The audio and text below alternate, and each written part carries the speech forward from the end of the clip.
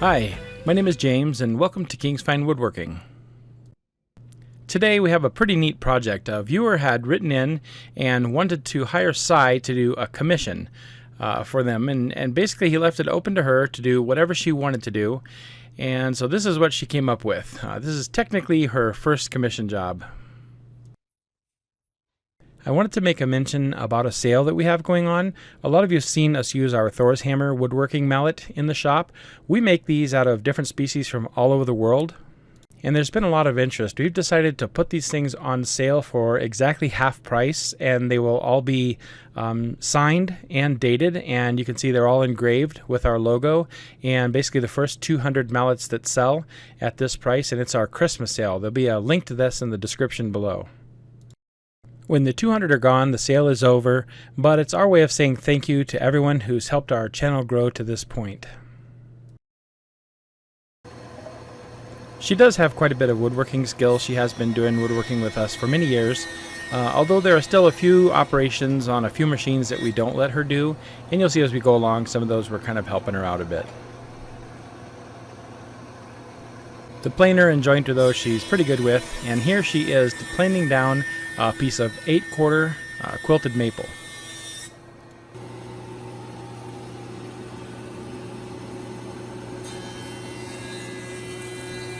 This material was almost in the rough when we got it. I think it had just been skip planed, and so she's kind of dressing it down to the size that she needs to keep working.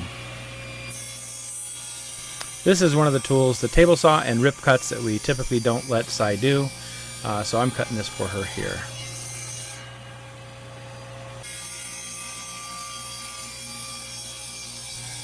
Our viewer who wrote in, his name is Joey, and he told Cy to basically come up with any design, anything she wanted, and so this is her design, and in fact the way in which it's put together was her idea as well. She kind of engineered the whole thing herself. I just wanted to mention that if you enjoy watching our videos, we would really appreciate it if you clicked on the subscribe button down below, and if you happen to click that bell notification as well, you'll get notified when our upcoming videos come out, and that really helps our channel grow, so we'd really appreciate that. Thank you.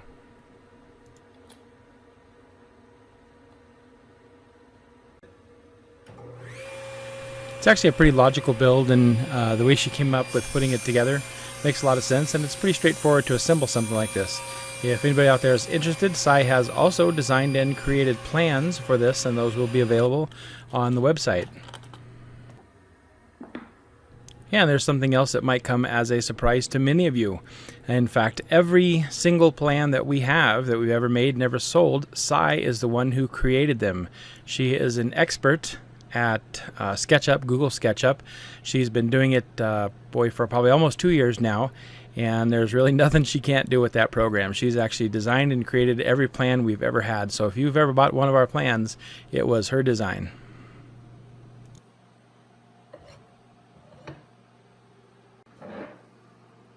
So she has laid out the box, what's going to be the center of the box, and we're going to put a chamfer here so that it will hold the lid. You'll kind of see how that goes together when we get a little closer to being finished. And sometimes it's easier to do these chamfers now before the box is assembled, and so I'm operating the router to cut these chamfers for her here.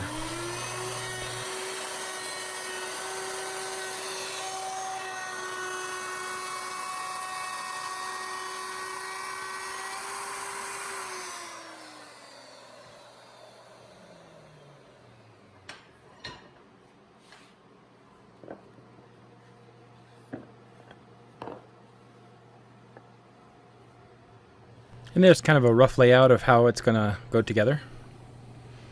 And the next step in this operation is to put miters on the corners of these.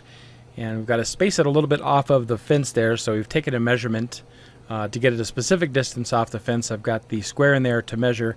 You don't really want to operate a table saw with the miter and the fence at the same time. It's the miter gauge and the fence at the same time. It's not a safe operation, so it's either one or the other. So if you use the fence as a guide, that's fine, but just put a spacer there so you can take the spacer out before you do the cut.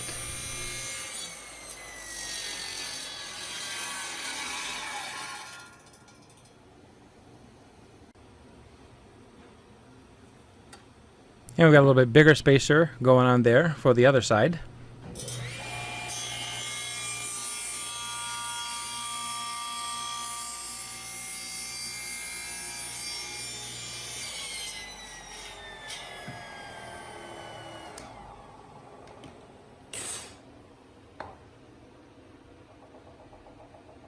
And it's starting to take shape and just look a little bit closer to what it's going to be when it's all done.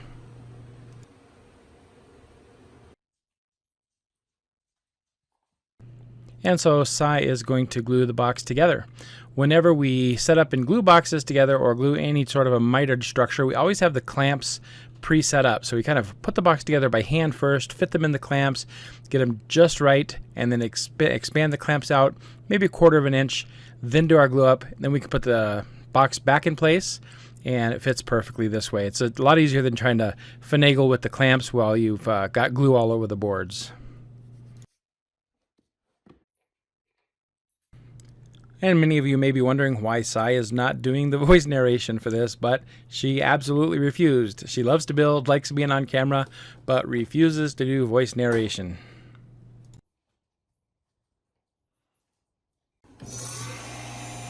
Next, we're going to put some splines into these miter joints. It's going to give a little bit of extra strength and some nice decoration to the box. And this is a miter spline jig that's something that we have a video of exactly how to build it if you're interested, and I'll put a link to that in the description below.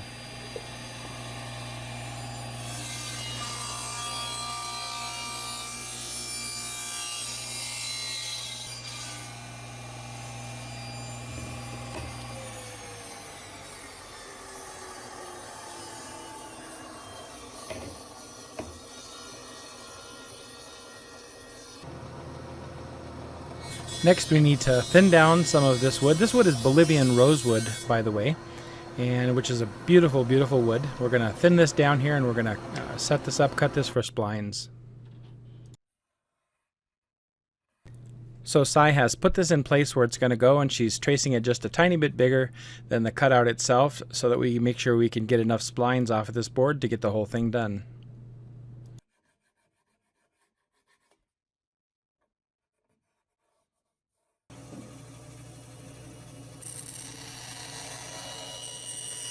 And these are pretty easy to cut out on the bandsaw.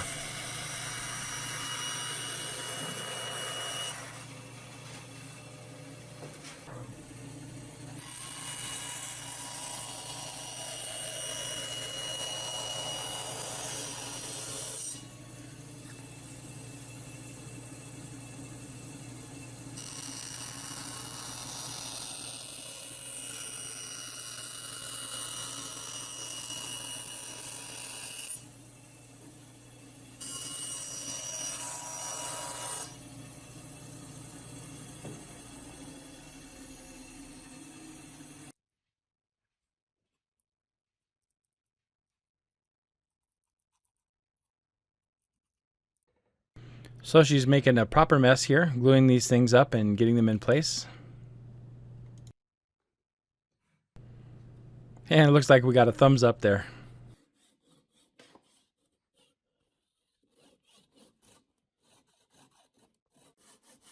So after everything has dried, if she cuts off the excess here, it will make it easier for her to sand the outsides of the box.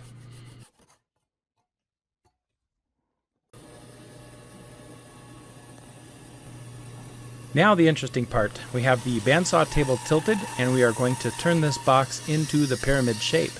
And this is actually why it was so thick to begin with.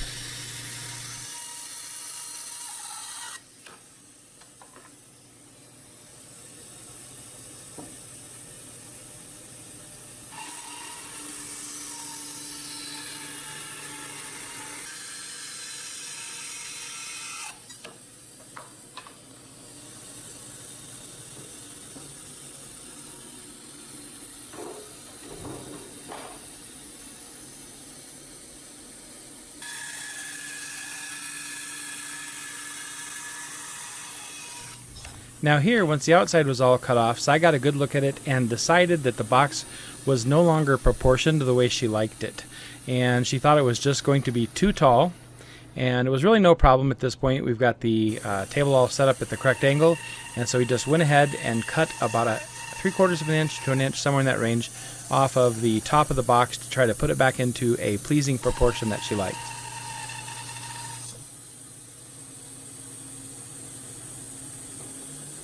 This project sure did give a lot of interesting looking offcuts. But that's the box after we have cut the top off, and I think she was right. I think it does look quite a bit better, being a little bit shorter. It was just a little bit too tall before that. So now the tough part is sanding, lots and lots of sanding. The best way to do that and to get something perfectly flat is to take it over to this big sanding block.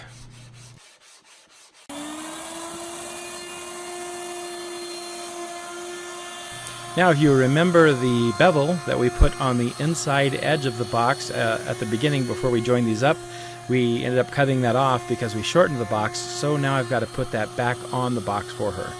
And it's not really too difficult. We'll just do that here at the router table.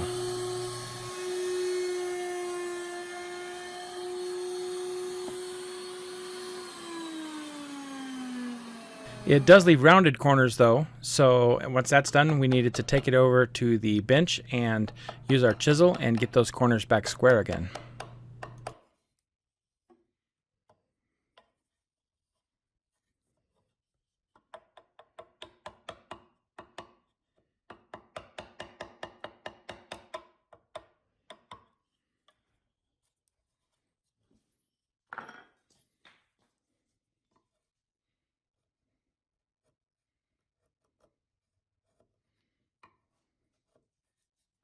Chiseling corners square is actually one of the easiest chiseling jobs to do. So even if you don't have a lot of experience with hand tools or chisel work, you don't really have to worry about it. If you just take your time and go slow, you'll find it's a lot easier than you might think.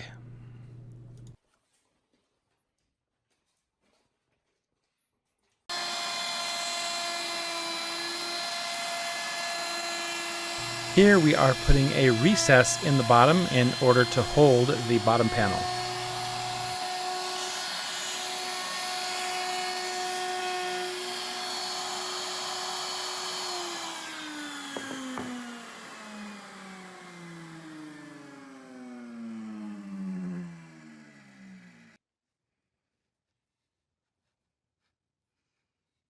Sai is going to take the box itself and use that as a template to trace out the shape of the bottom panel on the board that she wants to put inside of there.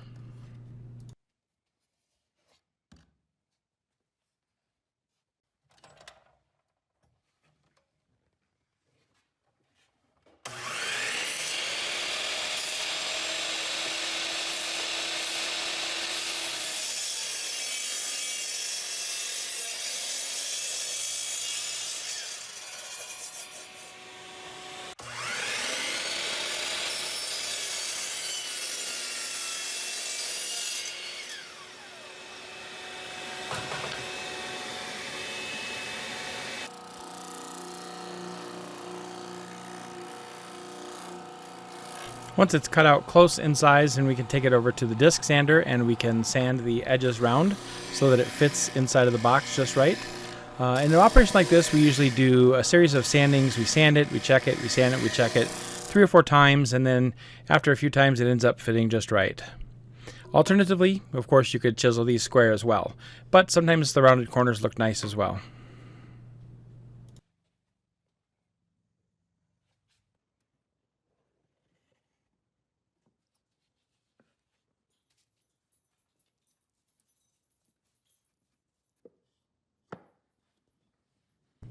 You might be able to see the builder's triangle that she has drawn onto the bottom of the box. That lets her know which way this panel fits in. It tends to fit better one way than the other, usually when you custom sand it. And she's going to clamp it up so that it can dry overnight. Once it has dried, we'll cut the excess off of the bottom. Usually we go ahead and work with these panels at full 3/4 inch thickness, even though we put a dado in about half that, around 3/8, and then we cut the panel off at the end like this, but you could just as easily work with a thinner panel if you prefer.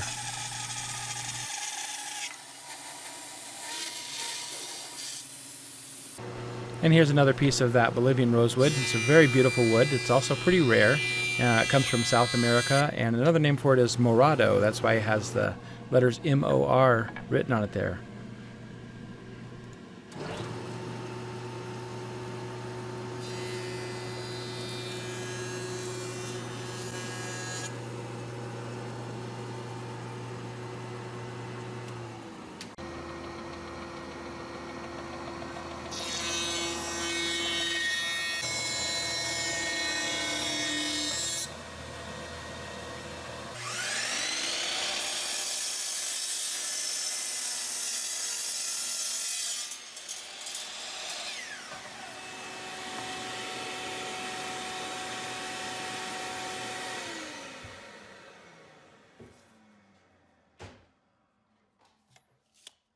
So Sai's older sister Maya is cutting this at the chop saw for her. She's measured it out to just exactly the length that she needs for the top of the box.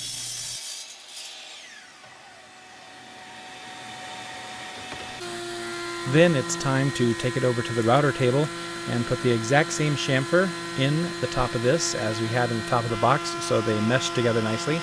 This is actually a 60-degree chamfer bit, so it's a little different than your standard 45-degree bit.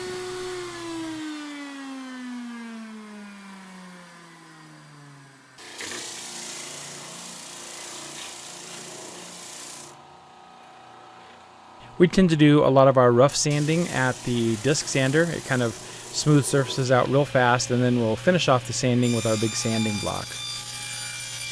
And now Maya is cutting out a piece for the handle for the top of the lid for Sai.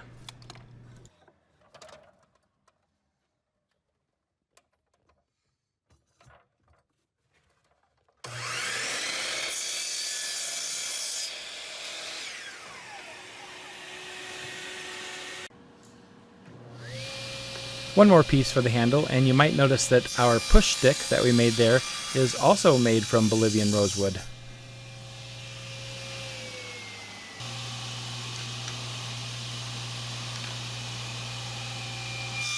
It's good to have a push stick like this so that you can cut right over the top of the blade and not have to worry about cutting tiny parts. We actually have a video on how to make this if you're interested as well.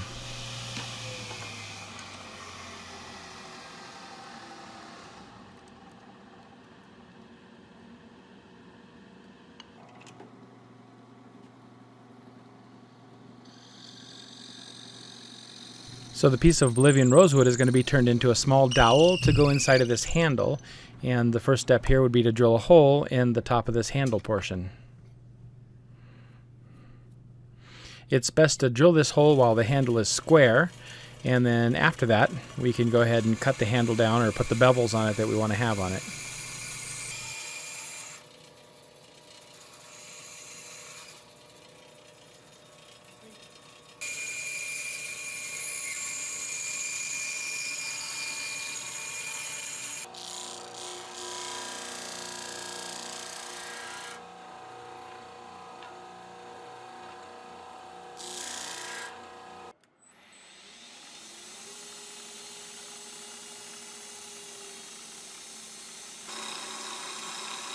Sai's favorite tool in the shop is, of course, the metal lathe, so she likes to turn things on this rather than the wood lathe.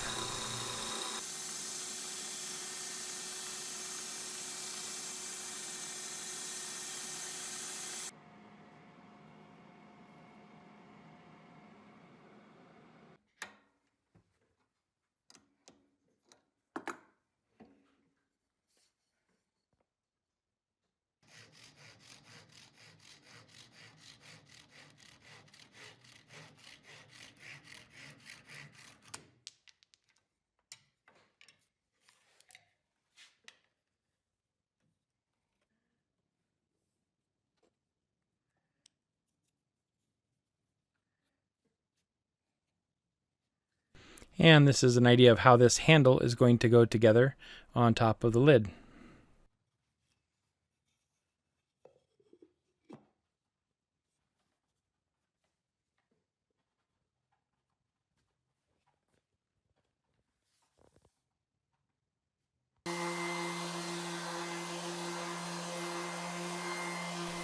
Of course, there's always lots of time to sand.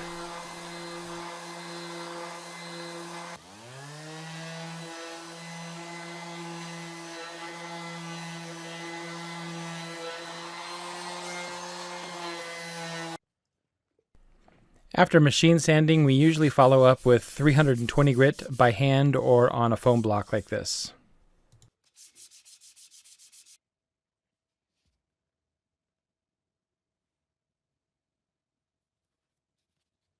Now you can't really see it on film here, but there are layout lines on the lid as to exactly where this handle is going to go.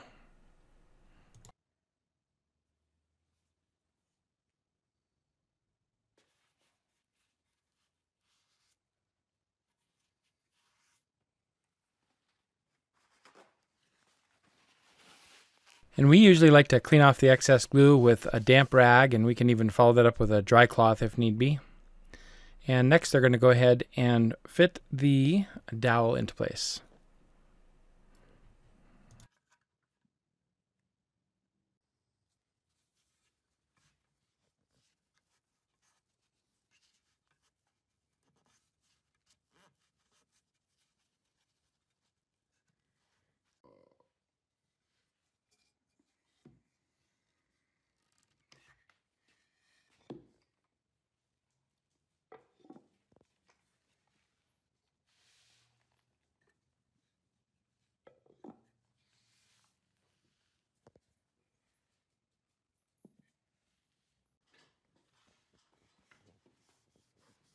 Before applying a lacquer finish, it's important to use a tack cloth and get all of the fine dust off.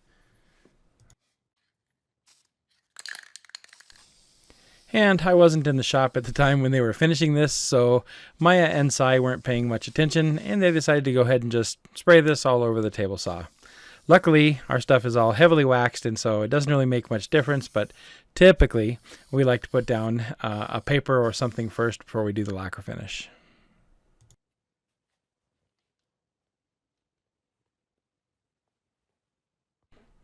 In the end, I think her design and her box actually came out really, really nice.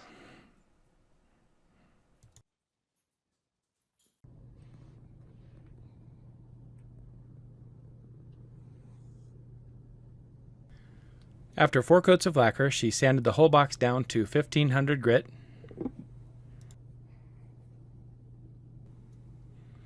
And then we packaged it up and sent it off. And we got an email back tonight from our viewer Joey, and I think he liked it. Thanks for watching. And thanks for everything, Joey.